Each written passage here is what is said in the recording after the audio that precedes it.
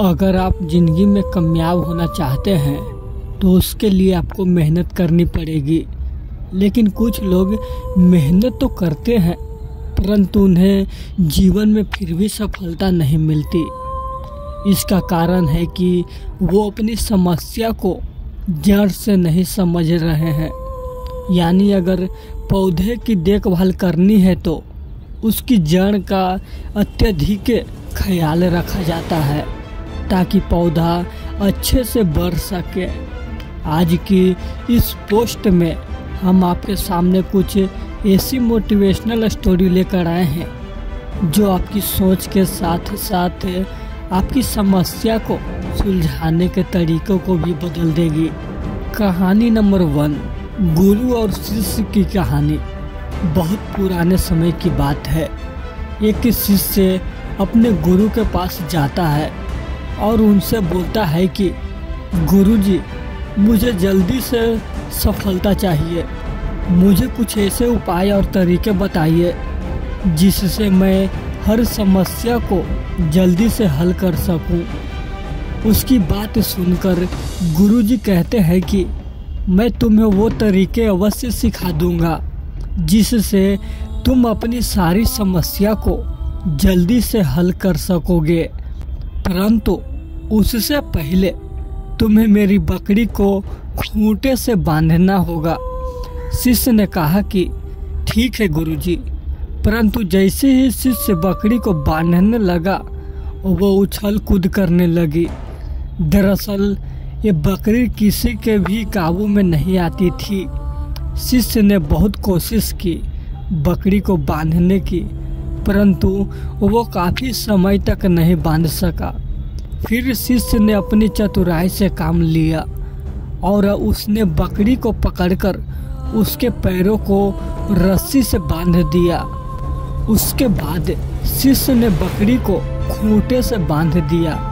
गुरुजी अपने शिष्य की इस चतुराई को दूर से देख रहे थे और मंद ही मंद मुस्कुरा रहे थे। गुरु को ऐसे मुस्कुराते देखे शिष्य ने पूछा, गुरुजी आप हंस क्यों रहे हैं? इस पर गुरुजी ने कहा कि तुम्हारे सवाल का जवाब तुमने स्वयं ही दे दिया। शिष्य ने गुरु से पूछा कि मैं कुछ समझा नहीं गुरुजी। तब गुरु ने कहा कि जैसे तुमने बकरी को बांधते समय अपनी चतुराई से काम लिया, ऐसे ही तुम्हें अपनी हर समस्या को बिना घबराए चतुराई से हल करना है। उसके बाद ही तुम्हें सफलता मिलेगी।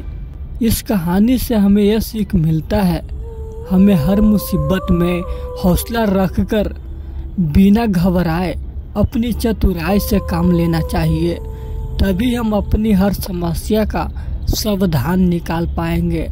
कहानी नंबर 2, एक कौवे और चिड़िया की कहानी। बहुत समय पहले एक घर में आग लग जाती है। घर के सभी लोगों को घर से बाहर निकाला गया ताकि उनकी जान बच सके। उसी घर में एक चिड़िया ने अपना घोंसला बनाया हुआ था। चिड़िया आग बुझाने के लिए अपनी चोंच में थोड़ा थोड़ा पानी लाती है और आग के ऊपर डाल देती है। एक कौवा दूर से चिड़िया को देख रहा था और उसे देखकर हंस रहा था। वो चिड़िया के पास गया और बोला, क्या तुम पागल हो गई हो? इतने बड़े घर में आग लगी है और तुम्हें क्या लगता है कि तुम अपनी चोंच से पानी डाल डाल कर इस आग को बुझा दोगी? कौवे की बात सुनकर चिड़िया बोली कि मैं नहीं जानती कि मैं आग बुझा पाऊंगी या नहीं, परंतु इतना जानती हूँ कि भगवान की किताब में मेरा नाम आग बुझाने वालों में शामिल होगा और तुम्हारा नाम दूर से तमाशा देखने वालों में। इस कहानी से यह सीख मिलती है मेरे दोस्तों, आप हमेशा सही और सच्चे रास्ते पर चलें।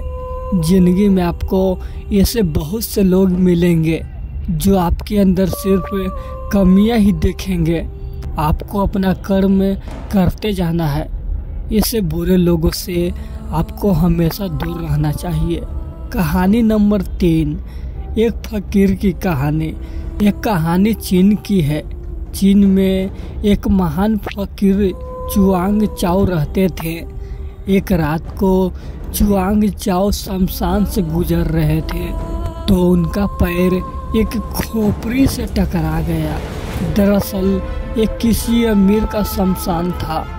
फकीर ये देख घबरा गए और उस खोपड़ी को अपने साथ अपनी झोपड़ी में ले आए। उन्होंने उस खोपड़ी को अपने सामने रखा और उसे हाथ जोड़कर माफी मांगने लगे। जब फकीर को उनके जानकार लोगों ने देखा तो उन्होंने फकीर से कहा कि क्या तुम पागल हो गए हो जो इस खोपड़ी से माफी मांग रहे हो? ये तो एक निर्जीव खोपड़ी है। उन लोगों की बात सुनकर फकीर ने कहा कि ये खोपड़ी जिस इंसान की है, अब हो सकता है कि वो सिंहासन पर बैठ चुका हो। मैं इसलिए माफ़ी मांग रहा हूँ क्योंकि अगर आज ये इंसान जीवित होता तो पता नहीं मेरा क्या हाल करता। इसीलिए इससे यहाँ माफ़ी मांगना सही है। उसकी ये बात सुनकर सभी हंसने लगे। तब फकीर ने कहा कि मैं सोचता हूँ कि जब ये इंसान जीवित होगा तो सोचता होगा कि मैं एक सिंहासन पर बैठा हूँ, इसके अंदर कितना अभिमान होगा।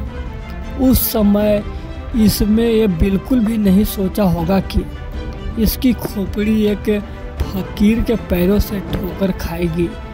उस समय इससे सब डरते होंगे, परंतु आज इसकी खोपड़ी ठोकर खाने के बाद उठ तक भी नहीं कर पा रही है। फकीर की बात सुनकर सभी हैरान हो गए। तब फकीर ने उन लोगों को समझाया कि इंसान को किसी भी पद या सिंहासन का मान नहीं रखना चाहिए, परंतु इस संसार में लोगों की अच्छाई को देखने वाले कम और बुराई करने वाले ज़्यादा हैं। परंतु हमें इस पर दुखी और नाराज नहीं होना चाहिए, बल्कि अपने अंदर एक बार ज़रूर झांकना चाहिए।